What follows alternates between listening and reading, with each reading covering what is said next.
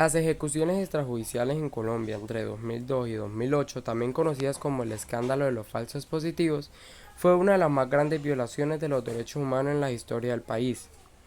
Durante el gobierno del presidente Álvaro Uribe, se creó la Política de Seguridad Democrática, la cual su objetivo era combatir a los grupos armados ilegales como guerrilla y paramilitares, y establecer el control en las zonas más afectadas.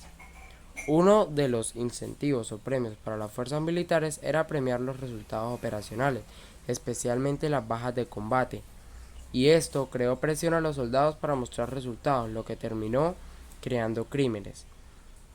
¿Qué son los falsos positivos? Se refiere a las ejecuciones extrajudiciales cometidas por miembros especialmente del Ejército Nacional, quienes asesinaron a civiles inocentes para luego presentarlos como guerrilleros o delincuentes dados de baja en el combate.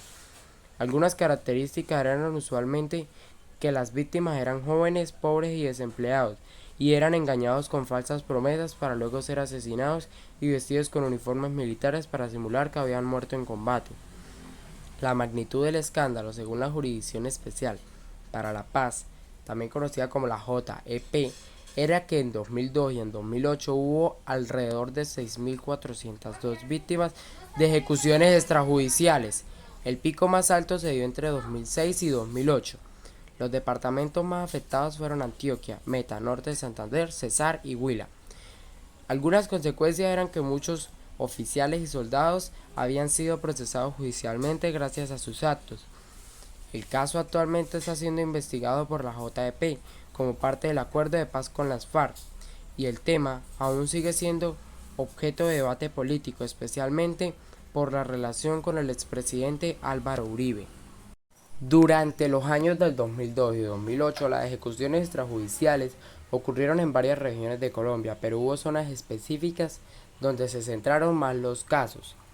Algunos lugares fueron Antioquia, que fue el departamento con más casos registrados, especialmente en Medellín, donde muchos jóvenes eran reclutados en barrios pobres y eran asesinados. Segundo, Norte de Santander, especialmente en el municipio de Cañas, se convirtió en uno de los centros principales de ejecuciones, donde llevaban a personas a esas regiones para asesinarlas. El tercero es Cesar, una zona como Aguachica y otras áreas rurales, donde el escenario de asesinatos falsamente presentados como bajas de combate.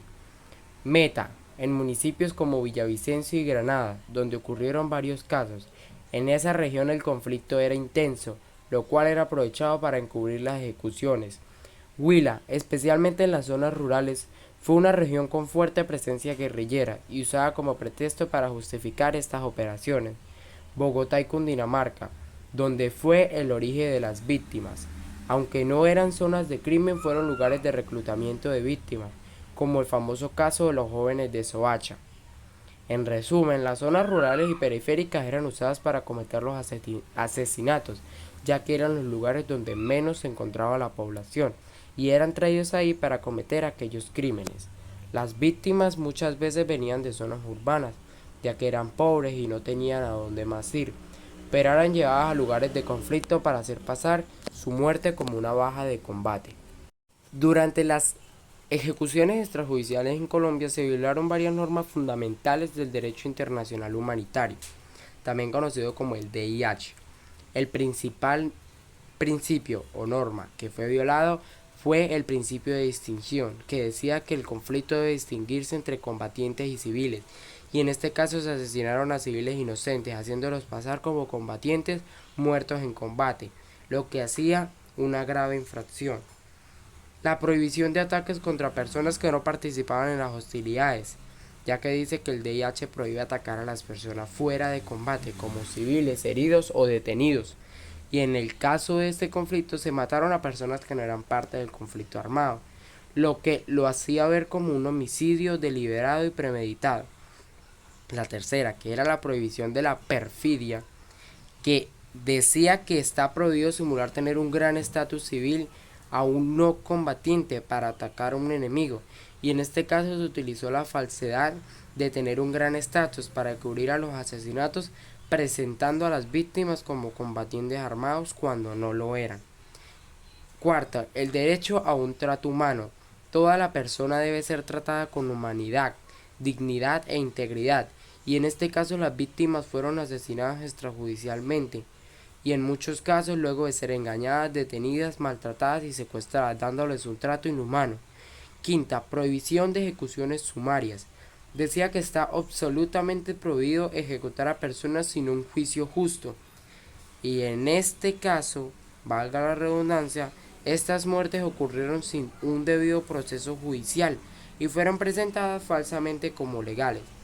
A todas estas normas violadas, siendo del origen del DIH, tienen una responsabilidad penal internacional, las cuales son, ya que estas violaciones pueden constituir crímenes de guerra y crímenes de lesa humanidad, y pueden ser castigadas por el Estatuto de Roma de la Corte Penal Internacional del CPI y los convenios de Ginebra de 1949 y sus protocolos adicionales.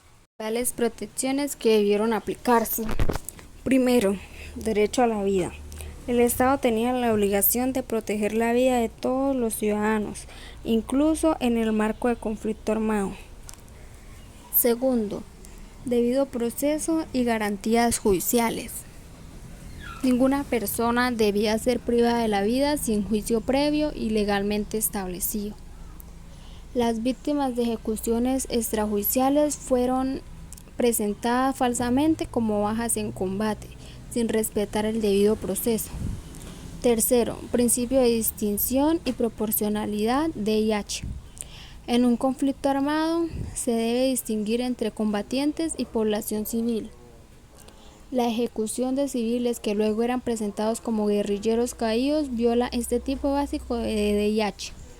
Cuarto, prohibición de ejecuciones sumarias o arbitrarias. DIH. Según el Pacto Internacional de Derechos Civiles y Políticos y la Convención Americana sobre Derechos Humanos, el Estado no puede realizar ejecuciones extrajudiciales. Quinto, obligación del Estado de investigar, sancionar y reparar. El Estado colombiano tenía la obligación de investigar de manera seria, imparcial y efectiva, sancionar a los responsables, incluyendo a la cadena de mando, reparar íntegramente a las víctimas. Sexto, protección de los derechos de las víctimas y sus familias. Incluye la verdad, justicia y reparación, conforme a los principios internacionales del Sistema Interamericano de los Derechos Humanos y de las Naciones Unidas. Las ejecuciones extrajudiciales como las que ocurrieron en Colombia entre 2002 y 2008 pueden tener consecuencias legales muy graves, tanto a nivel nacional como internacional. En primer lugar, los responsables directos como miembros de las Fuerzas Armadas que participaron en esos hechos pueden ser investigados y condenados por delitos como homicidio, desaparición forzada o falsedad en documentos. Además, los superiores jerárquicos también pueden ser procesados si se demuestra que sabían lo que estaba pasando o no hicieron nada para evitarlo. Por otro lado, este tipo de crímenes no solo afectan el ámbito penal colombiano, sino que también pueden ser considerados crímenes de lesa humanidad. Esto significa que no perciben y pueden ser juzgados por organismos internacionales como la Corte Penal Internacional si el Estado no actúa de manera efectiva. Además, el Estado puede enfrentar demandas por violaciones a los derechos humanos, lo que lo obliga a reparar a las víctimas y tomar medidas para que no se repitan estos hechos.